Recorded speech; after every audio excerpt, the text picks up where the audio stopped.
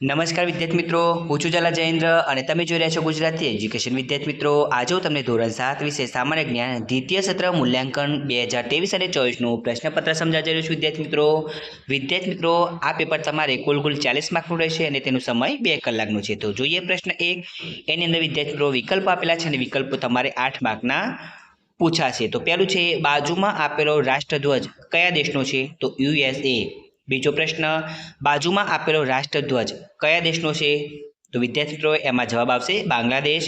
Number 3, ઇન્ડોનેશિયાના સ્વાતંત્ર્ય સેનાની અને પ્રમુખ કોણ હતા? ડૉક્ટર અહમદ સુકર્ણો.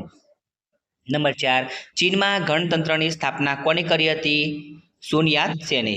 નંબર 5, ભારતમાં કયું સ્થળ સિટી ઓફ લકના નામે ઓળખાય છે? તો ઉદયપુર. નંબર 6, વિશ્વમાં કયો દેશ સુગર બાઉલ ઓફ ધ વર્લ્ડના નામે ઓળખાય છે? ક્યુબા. અને નંબર 7, કયા દેશનું ચલણ રૂપિયો છે?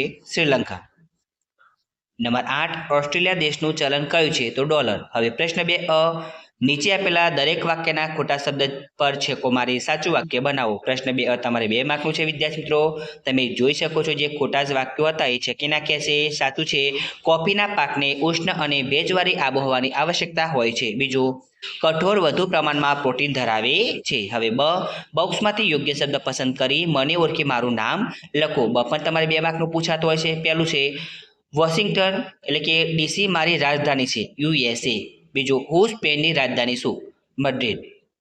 હવે એની અંદર ખરા ખોટા છે. ખરા ખોટા પણ તમારે 2 માર્કના પૂછાતો હોય છે. પહેલું છે વિશ્વમાં સૌથી વધુ શાખાઓ ધરાવનાર બેંક ઓફ ઇન્ડિયા ભારતમાં છે. ખોટું. બીજું, વિશ્વમાં સૌથી વધુ સિંચાઈવાળી જમીનો વિસ્તાર ભારતમાં છે.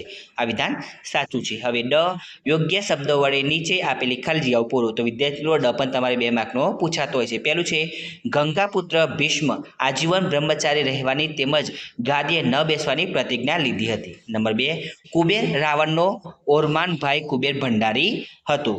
હવે પ્રશ્ન 3 નીચે આપેલા પ્રશ્નના ઉત્તર 1-2 શબ્દોમાં લખો. પ્રશ્ન 3 વિદ્યાર્થી મિત્રો તમારે 5 માર્કનો પૂછાતો હોય છે. પહેલું છે સૌથી ઝડપી તરાપ મારનારું પક્ષી કયું છે? પેરેગ્રીન બાજ. નંબર 2, જગતનું સૌથી મોટું દરિયાઈ પ્રાણી કયું છે? Blue whale. અને નંબર 3, ઉલટી દિશામાં ઉડી શકતું પક્ષી કયું છે? હમિંગબર્ડ.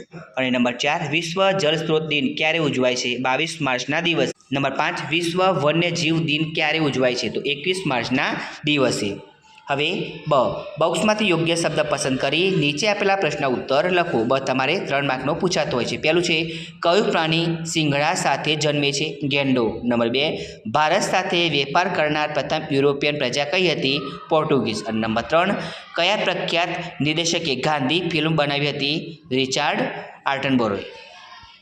હવે પ્રશ્ન 4 નીચે આપેલા ભારતના દરેક વડાપ્રધાનના ચિત્રને ઓળખી તેમનો નંબર તેમના નામ આગળના બોક્સમાં લખો. પ્રશ્ન 4 વિદ્યાર્થી તો તમારે 2 માર્કનો રહેશે. તો નંબર 4ની અંદર ડૉક્ટર મનમોહનસિંહ છે. Number 3માં I.K. ગુજરાલ છે. નંબર 1ની અંદર લાલ બહાદુર શાસ્ત્રી અને નંબર 2ની અંદર VP સિંહ છે. હવે એની અંદર જોડકા છે. જોડકા તમારે 2 માર્કના પૂછાતો હોય છે. તો વિદ્યાર્થી મિત્રો તમે જોઈ શકો છો પહેલામાં 4, બીજામાં 3, ત્રીજામાં 1 અને ચોથું છે એમાં બીજું આવશે. તમે જોઈ શકો છો અને એ પ્રમાણે લખી શકો છો. હવે યોગ્ય જોડકા ગોઠવો. પણ તમારે 2 માર્કનો પૂછાતો હોય છે. નંબર 1, સૌથી મોટો ટાપુ તો ગ્રીનલેન્ડ. અને નંબર 2, સૌથી મોટી કબર તો તાજમહલ.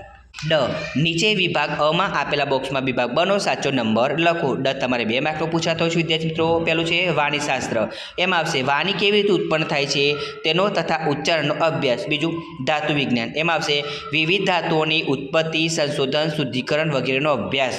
હવે પ્રશ્ન 5 એની અંદર વિદ્યાર્થી મિત્રો ખાલી જગ્યા આપેલી છે. ખાલી જગ્યા તમારે બ્રેકેટમાંથી જોઈને લખવાની હોય છે. તમે જોઈ શકો છો પ્રશ્ન 4 તમારે 4 માર્કનો પૂછાતો હોય છે. પહેલો છે આયોડિનની ઉણપથી ગોઈટર નામનો રોગ થાય છે.